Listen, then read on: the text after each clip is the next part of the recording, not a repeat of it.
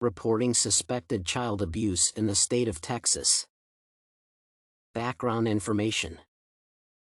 Texas mandated reporter statute requires any individual with knowledge of suspected child abuse or neglect to communicate this information to the appropriate authorities. Compulsory reporting appeals to all individuals and is not restricted to teachers and health professionals.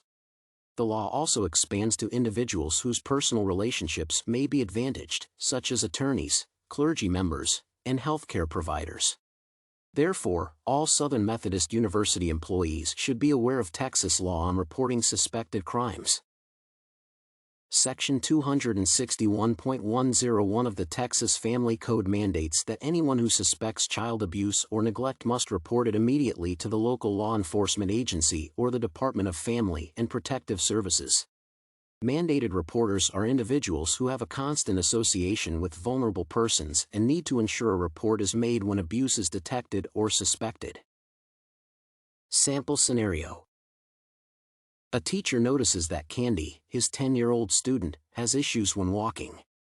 When she is sitting down, she acts as if it hurts, but when the teacher asks her to explain the problem, she denies that something is wrong. Some days later, she plays soccer with classmates and coils up her sports shorts, stretching her leg on the ground when she gets warm. The teacher notes dark purple bruises on her inner thighs. She seems to remember the lesions are there and rolls the shorts down to her knees. Candy may be a victim of sexual abuse. Pain and difficulty in walking are heads-up signs of this type of abuse, so the teacher does not need to question this anymore. Sexual abuse is an extremely reactive topic and is the responsibility of a therapist and an investigator. As a teacher, one has to record these observations and report them immediately.